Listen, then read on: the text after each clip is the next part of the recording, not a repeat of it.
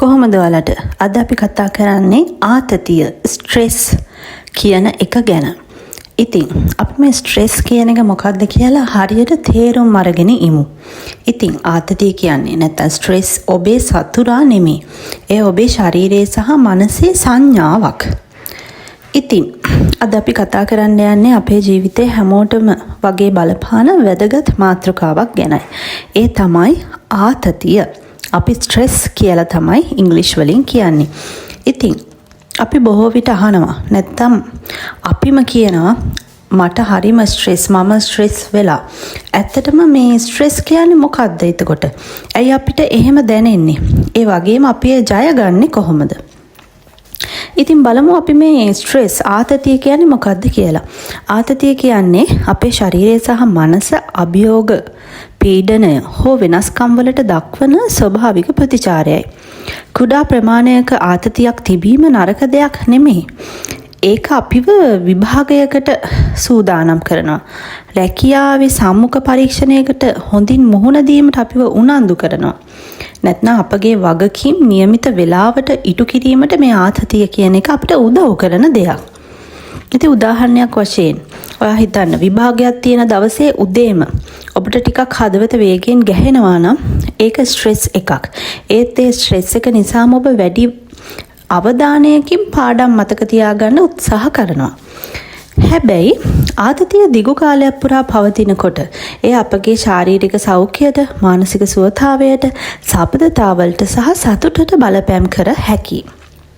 ඉතින් මතක තියාගන්න ආතතිය හැම විටම වැඩි නිසා ඇති වෙන්නේ නැහැ. සමහර විට ජීවිතේ පාලනය කළ නොහැකි බව දැනෙන නිසා එය ඇති වෙනවා. ඉතින් ඇයි මිනිස්සු කියන්නේ මේ මම ස්ට්‍රෙස් කියලා? මිනිස්සුන්ට තමන්ගේ හිත හා හැඟීම් අධික ලෙස පීඩනයට ලක් වුණාම ඒ වගේ හැඟීමක් දැනෙනවා. උදාහරණයක් වශයෙන් රැකියාවේ ඩෙඩ්ලයින් එකක් ළඟ එනකොට ඔෆිස් එකේ කෙනෙක් කියන්න පුළුවන් මට හරිම ස්ට්‍රෙස් කියලා. ඒ වගේම ගෙදර වියදම් වැඩි වෙලා මාසික බිල් ගෙවන්න අමාරු වෙද්දි පවුලේ කෙනෙක් කනස්සල්ලෙන් ඉන්න එක. එතකොට එයා කියන්න පුළුවන් මම ස්ට්‍රෙස් වෙලා කියලා. ඒ වගේම සබඳතාවක ගැටලුවක් තියෙනකොට හිත නිතරම බර වෙලා තියෙනවා. මේකට ස්ට්‍රෙස් කියලා කියන්න පුළුවන්. ඉතින් සමහර වෙලාවට අපිව වැඩිපුරම පීඩාවට පත් කරන්නේ මේ ගැටලුවම නෙමෙයි. ඒ ගැන අපේ හිතන ආකාරයයි. ආතතිය කියන්නේ ඔබ දුර්වල කෙනෙක් කියන එක නෙමෙයි. ඒ ඔබේ මනස සහ ශරීරය. මට ටිකක් අවධානය හා විවේකය අවශ්‍යයි කියන සංඥාවක්. ආතතිය ජය ගන්නෙ කොහොමද? පළවෙනි දේ තමයි ඔබට පාලනය කළ නොහැකි දේ ඔබ පිළිගන්න. උදාහරණයක් වශයෙන් ඔබට ට්‍රැෆික් එක පාලනය කරන්න බෑ. ඒ ට්‍රැෆික් එකේ ඉන්න වෙලාවේ ඔබට මියුසික් එකක් අහලා හුස්ම ගැඹුරට අරගෙන පොඩ්ඩක් රිලැක්ස් වෙන්න පුළුවන්. ඉතින් වෙනස් කළ හැකි දේ ගැන ඔබ ක්‍රියා කරන්න. වෙනස් කළ නොහැකි දේ ගැන අධික ලෙස කනස්සල්ලට පත් වෙන්න එපා. දෙවෙනි එක තමයි ඔබේ ශරීරය ගැන සැලකිලිමත් වෙන්න. ව්‍යායාම කිරීම විශේෂයෙන් වැදගත්. උදාහරණයක් වශයෙන් දවසක් පුරා ඔබ ස්ටඩි කරලා හෝ ඔෆිස් එකේ වැඩ කරලා ටයර්ඩ් වුණාම විනාඩි 20ක වෝක් එකක් ඔබ ගියොත් ඔබේ හිත හරිම සැහැල්ලු වෙනවා. ඒ වගේම සමහර අය ජිම් යනවා, සමහර උදේට ජොගින් කරනවා. ඒ වගේ සිම්පල් එක්සර්සයිස් එකක්වත් කරන එක ස්ට්‍රෙස් අඩු කරගන්න හොඳ ක්‍රමයක්. ඒ වගේම තමයි භාවනා කිරීම. ඔබ භාවනා කිරීම හෝ ගැඹුරින් හුස්ම ගැනීම පුරුදු කරන්න. උදාහරණයක් වශයෙන් එක්සෑම් එකකට කලින් පැනික් වෙන වෙලාවක ඔබ විනාඩි 5ක් ඇස් වහලා හුස්ම ගැඹුරට ගත්තොත් ඔබේ හදවත සංසුන් වෙනවා. මම සංසුන්ව ඉන්නවා කියලා හිතට කියන එකත් හරිම බලවත් දෙයක්. ඉතින් හතරවෙනි කාරණය තමයි ඔබේ හැඟීම් කෙනෙකු සමග බෙදා ගන්න. උදාහරණයක් වශයෙන් ඔබට ඔබේ හිත බර වෙලා ඉන්නකොට හොඳම යාළුවෙකුට මට ටිකක් ස්ට්‍රෙස් කියලා කතා කරාම ඔබේ හිතේ බර අඩු වෙනවා. සමහර වෙලාවට සොලියුෂන් එකක් නැතත් කතා කිරීමම ඔබ තවත් කෙනෙක් එක්ක කතා කිරීමම ඔබේ හිත සුවපත් කරනවා. ඒ වගේම ලොකු ගැටලු කුඩා පියවරවලට බෙදන්න.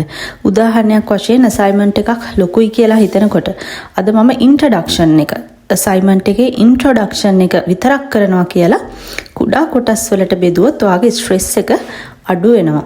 6වෙනි කාරණේ තමයි විවේක ගන්න. උදාහරණයක් වශයෙන් රැට නිින්ද නැතිව ෆෝන් එක බලලා ඉඳලා ටයර්ඩ් වෙනවා වෙනුවට හොඳ නිින්දක් ගත්තොත් ඊළඟ දවසේ වගේ හිත ෆ්‍රෙෂ් වෙනවා. විවේකයේ කියන්නේ කාලය නාස්ති කිරීමක් නෙමෙයි. ඒ ඔබේ ශක්තිය නැවත ලබා ගැනීමයි. 7වෙනි කාරණය තමයි කෘතඥතාව පුරුදු කරන්න. උදාහරණයක් වශයෙන් අද මට කෑම තියෙනවා, මට පවුලක් තියෙනවා, මට ඉගෙන ගන්න අවස්ථාවක් තියෙනවා කියලා හිතනකොට ඔයාගේ හිතේ බර ඇත්තටම අඩු වෙනවා. ඉතින් ජීවිතයේ අභියෝග නැති වෙන්නේ නැහැ. නමුත් මතක තබා ගන්න කුණාටුව නවත්තන්න ඔබට බැරි වුණත් ඒ මැද ශක්තිමත්ව සිටින්න ඔබට පුළුවන්. ආතතිය, ස්ට්‍රෙස් ඔබේ ජීවිතය තීරණය කරන්නේ නැහැ. ඔබේ අනාගතය තීරණය කරන්නේ ඔබේ ධෛර්යය සහ ඔබ ගන්නා ඊළඟ පියවර. ඔබට ආතතියක් නැත්නම් ස්ට්‍රෙස් එකක් දැනෙන හැම වෙලාවකම හැම අවස්ථාවකම ඔබටම මෙහෙම කියන්නකෝ. මම මීට කලිනුත් අභියෝග ජයගෙන තියෙනවා. මේකත් මම ජය ගන්නවාමයි. ඉතින් ආතතිය ස්ට්‍රෙස් කියන්නේ ජීවිතේ කොටසක්. නමුත් එය ඔබේ ජීවිතයේ අයිතිකරු විය යුතු නැහැ. බිය වෙනුවට බලාපොරොත්තුව තෝරගන්න.